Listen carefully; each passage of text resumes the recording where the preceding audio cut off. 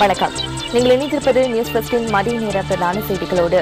விரிவான செய்திகளுக்கு செல்லும் முன்னர் முதலில் இன்றைய தலைப்புச் செய்திகள்.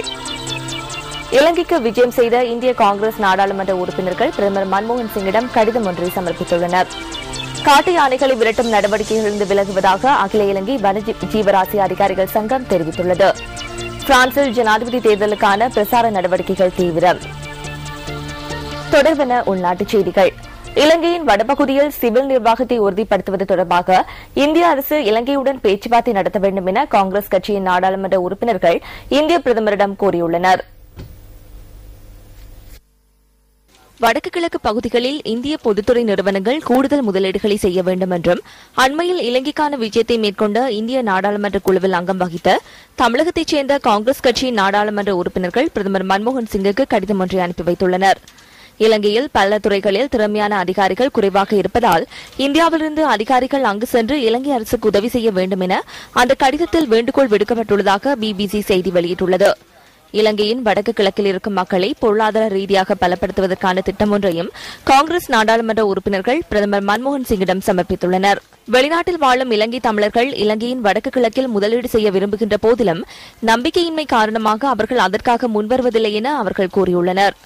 இந்த நிலைமையை மாற்றுவதற்கான வழியை இந்தியா ஏற்படுத்திக் கொடுக்க வேண்டும் என அந்த கடிதத்தில் கையெழுத்திட்டுள்ள சுதர்சன நாச்சியப்பன், எம் கிருஷ்ணசாமி, NSV சித்தன் மற்றும் எம் தாக்கூர் ஆகிய நாடாளுமன்ற உறுப்பினர்கள் கோரிக்கை விடுத்துள்ளனர்.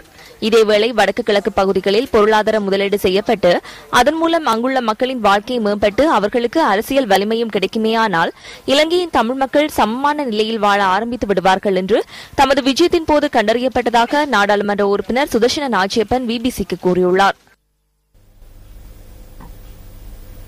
அம்பன்பொலவில் வனஜீவராசிகள் திணைக்களத்தின் அதிகாரிகள் சிலர் மீது பிரதேச மக்கள் தாக்குதல் நடத்தியுள்ளனர். அம்பன்பொல ரணவராவ பகுதி கிணறு ஒன்றுக்குள் விழுந்த யானையை மீட்பதற்காக சென்றிருந்த அதிகாரிகள் மீதே இவ்வாறு தாக்குதல் நடத்தப்பட்டுள்ளது. இந்த தாக்குதலில் காயமடைந்த வனஜீவராசிகள் திணைக்களத்தின் சாரதி ஒருவர் வைத்தியசாலையில் அனுமதிக்கப்பட்டுள்ளார். கடந்த 27ஆம் தேதி கிணறொன்றிற்குள் விழுந்த காட்டு யானையை காப்பாற்றி அதனை வேறொரு இடத்திற்கு கொண்டு செல்ல வேண்டும் என வலியுறுத்தி பிரதேசவாசிகள் தமது எதிர்ப்பை வெளியிட்டிருந்தனர். இந்த நிலையில் காட்டு யானையை காப்பாற்றுவதற்காக நேற்று முன்தினம் வருகை தந்த வனஜீவராசி அதிகாரிகளுக்கு அதற்கான சந்தர்ப்பத்தை பிரதேச மக்கள் வழங்கவில்லை. கிணற்றிலிருந்து மீட்கப்பட்ட யானையை அந்த பிரதேசத்தில் நடமாட விட்டமைக்கு பிரதேச மக்கள் எதிர்ப்பு தெரிவித்ததாக வனஜீவராசி திணைக்கள அதிகாரிகள் குறிப்பிட்டனர். இதனைத் தொடர்ந்து குறித்த யானையை பிடித்து இன்னுமொரு இடத்தில் விடுவிப்பது தொடர்பில் பிரதேச மக்களுக்கும் வனஜீவராசி திணைக்கள அதிகாரிகளுக்கும் இடையில் நேற்று இணக்கம் காணப்பட்டது. இதற்கமைய யானையை மீட்கும் நடவடிக்கைகள் இடம்பெற்ற வேளையில் பிரதேச மக்கள் சிலரினால் எதிர்ப்பு வெளியிடப்பட்டதாக எமது பிராந்திய செய்தியாளர் கூறினார்.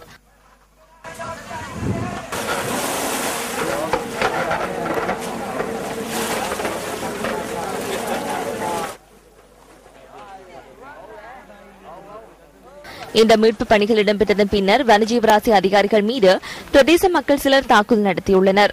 இதன்போது திணைக்களத்தின் சாரதி ஒருவருக்கு காயம் ஏற்பட்டுள்ளதாக தெரிவிக்கப்படுகின்றது. இந்த சம்பவம் தொடர்பாக போலீஸ் ஊடக பேச்சாளர் போலீஸ் அधीक्षक அஜித் ரோஹனவிடம் வினவிய போது தாக்குதலில் வனஜீவராசிகள் திணைக்களத்திற்கு சொந்தமான கேப் வாகனம் ஒன்றுக்கு சேதம் ஏற்பட்டுள்ளதாக கூறினார்.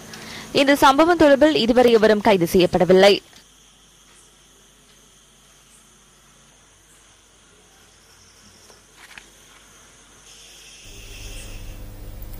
இதேவேளை இந்த தாக்குதல் சம்பவத்திற்கு எதிர்ப்பு தெரிவிக்கும் நோக்கில் காட்டு யானைகளை விரட்டும் நடவடிக்கைகளிலிருந்து விலகுவதாக அகில இலங்கை வனஜீவராசி அதிகாரிகள் சங்கம் தெரிவித்துள்ளது. குறித்த சம்பவம் தொடர்பில் சட்ட நடவடிக்கை எடுக்கும் வரை தாம் இந்த நடவடிக்கைகளிலிருந்து விலகுவதாக சங்கத்தின் தலைவர் AJDK தென்னக்கோன் தெரிவித்துள்ளார்.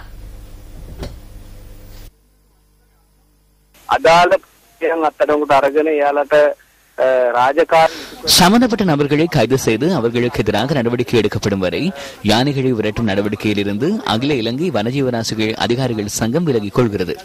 இதை நாங்கள் தொடர்ந்து மேற்கொள்வதற்கு திட்டமிடவில்லை. யானை விரட்டும் நடவடிக்கைகளில் இருந்து மட்டுமே விலகிக் கொள்கிறோம். சம்பந்தப்பட்டவர்களை கைது செய்து சட்ட ரீதியான நடவடிக்கைகளை மேற்கொள்ளாத பட்சத்தில் ஏனைய நடவடிக்கைகளில் இருந்தும் விலகிக் கொள்வோம். அத்தோடு இதற்கு ஏனைய தொழிற்சங்கங்களும் இணக்கம் தெரிவித்துள்ளன. ඒ කට්ටියට නීති ක්‍රියාත්මක කරන්න නැත්නම් අපි ඉතුරු රාජකාරිවලුත් ඉදිරියේදී අයින් වෙන්න බලාපොරොත්තු වෙනවා. මේකට ඉතුරු වෘත්තීය සමිතිය දැන්ටම සහාය දෙන්න කැමැත්ත පළ කරලා තියෙනවා.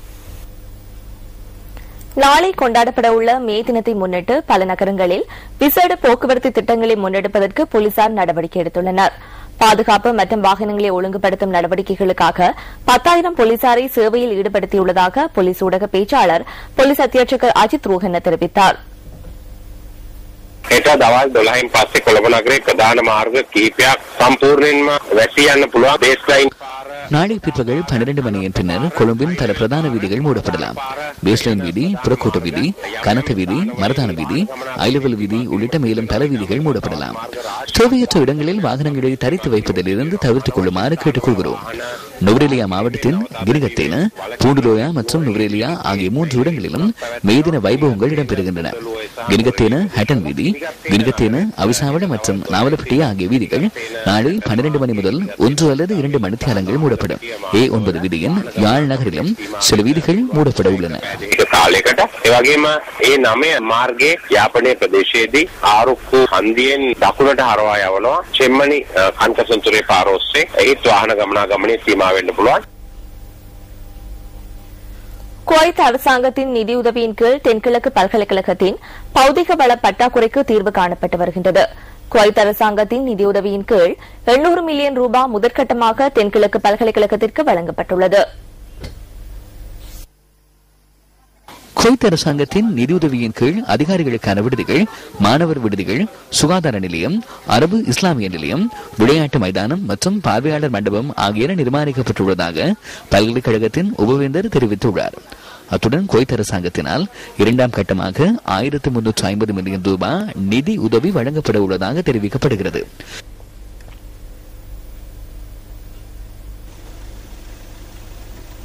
கொழும்பு காலிமுகத்திடல் அருகில் கடல் அலையில் அள்ளுண்டு செல்லப்பட்டு காணாமல் போனவரின் சடலம் கண்டுபிடிக்கப்பட்டுள்ளது.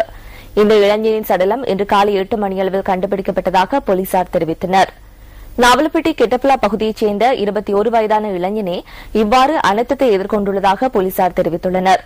இவர் மேலும் சிலருடன் கடலில் நீராடச் சென்றிருந்த போது கடல் அலையில் அள்ளுண்டு செல்லப்பட்டுள்ளதாக போலீசார் கூறினர். கடற்படையினரின் ஒத்துழைப்புடன் குறித்த இளைஞனின் சடலம் கண்டுபிடிக்கப்பட்டுள்ளது.